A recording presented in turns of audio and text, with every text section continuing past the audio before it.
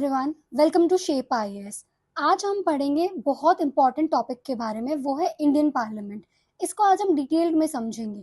Elections हो गए, oath ले ली गई है, वापस से सदन बनेगा, सब लोग बैठेंगे और पूरी कार्रवाई शुरू होगी हमारे हाउसेस की।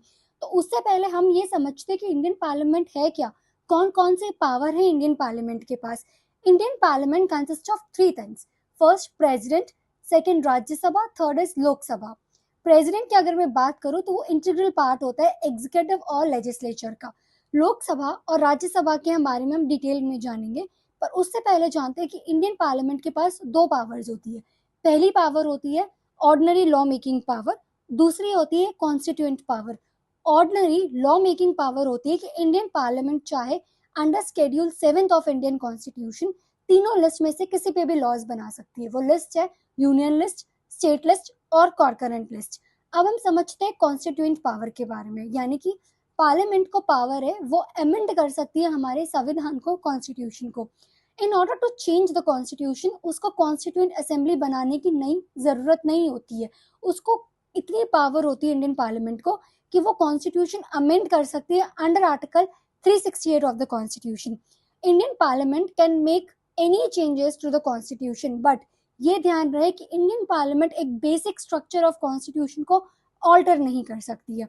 अब हम समझते हैं लोकसभा और राज्यसभा के बारे में इन अ डिटेल्ड वे। अब हम बात करते हैं राज्यसभा के बारे में। राज्यसभा को हाउस ऑफ एल्डर्स और काउंसिल ऑफ स्टेट्स के नाम से भी जाना जाता है।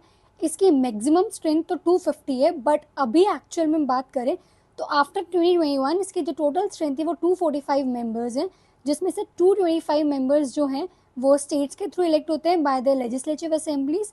8 मेंबर्स जो हैं वो यूटी को रिप्रेजेंट करते हैं और 12 मेंबर्स जो हैं वो नॉमिनेटेड होते हैं प्रेसिडेंट के through in the field of art, literature, social service etcetera. अब हम समझते हैं कि राज्यसभा के लिए मेंबर्स इलेक्ट कैसे होते हैं, तो एक एग्जाम्पल के थ्रू समझते हैं। Let's take an example of any state. किसी भी स्टेट का एग्जाम्पल लेते हैं और वहाँ ये अज्यूम करते हैं कि वहाँ 3 वैकेंसीज है राज्यसभा के लिए, और अज्यूम ये करना है कि उस पर्टिकुलर लेजिस्लेटिव असेंबलीज में 300 एमएलएज हैं। तो इसका जो फॉर्मूला होता है मेंबर सेलेक्ट करने का कि किसको कितने वोट मिलने हैं, वो ये होता है कि total members in legislative assemblies divide by number of vacancies plus 1 और फिर हॉल प्लस 1, यानी कि 300 डिवाइड बाय 3 + 1 + 1। तो टोटल जो होंगे वो 76 वोट्स रिक्वायर है किसी को वहाँ से जीतने के लिए। अब हम जो है राज्यसभा के लिए पीआर यानी कि प्रोपोर्शनल रिप्रेजेंटेशन जो है वो सिस्टम फॉलो करते हैं। हमारी जो कंट्री है वो प्रोपोर्शनल रिप्रेजेंटेशन सिस्टम फॉलो करती है in the number of counting of votes, यानी कि टोटल 300 एमएलएज है जैसे मैंने आपको बताया उस पर्टिकुलर स्टेट में। तो पार्टी ए के पास सपोज करो 160 एमएलएज है, पार्टी बी के पास 80 एमएलएज है, ऐसे सोन सो पार्टी से पार्टी 4 के पास है। तो एटलीस्ट पीआर के अंदर क्या होता है प्रोपोर्शनल रिप्रेजेंटेशन में कि एटलीस्ट 2 मेंबर्स जो है सेलेक्ट होंगे फ्रॉम पार्टी ए और 1 मेंबर सेलेक्ट होगा फ्रॉम पार्टी बी, तभी जो है टोटल 3 वैकेंसीज फिल होंगी राज्यसभा में जाने के लिए। सो दिस इज ऑल अबाउट कि हम मेंबर्स कैसे इलेक्ट करते हैं। अब हम थोड़ा और डिटेल्ड में समझते हैं राज्यसभा के बारे में।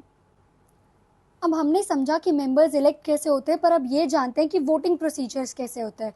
यानी कि जो एमएलएज होते हैं जब वो एमपीज को इलेक्ट करते हैं राज्यसभा के लिए, तो उनमें जो है एक तो प्रोपोर्शनल रिप्रेजेंटेशन होता है, दूसरा जो है ओपन बैलेट होता है। यानी कि आप अपनी प्रेफरेंस बताते हैं जब वोट करने से पहले, यानी कि जब आप वोट करते हैं तो अपनी प्रेफरेंस बताते हैं कि आप इसको वोट कर रहे हैं।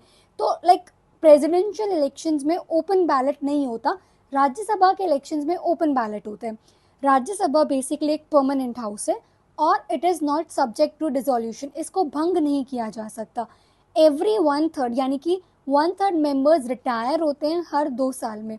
सबसे इम्पॉर्टेंट ये है कि राज्यसभा में कोई रिजर्वेशन नहीं है एससी और एसटीज के लिए।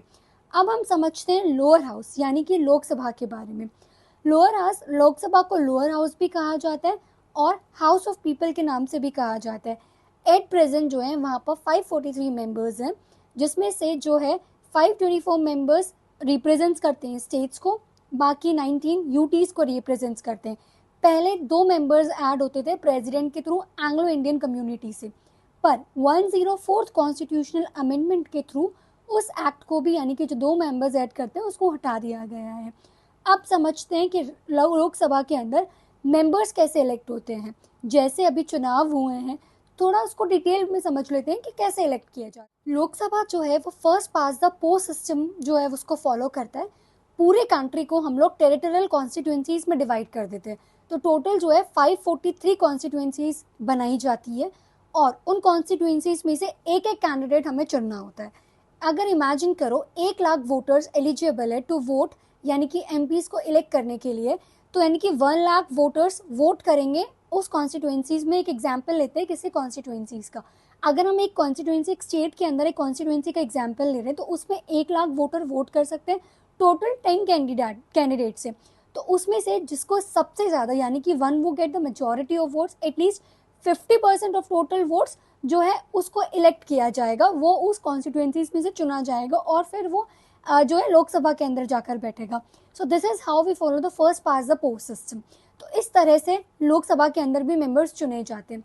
पर कुछ पावर्स होती है लोकसभा को, राज्यसभा को।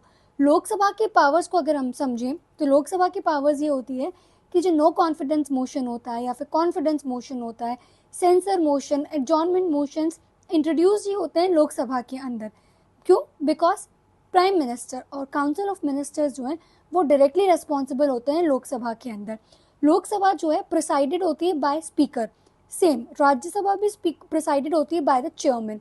लोकसभा के अंदर जो स्पीकर होता है उसको इलेक्ट कौन करता है? Speaker is elected by the member of the Lok Sabha.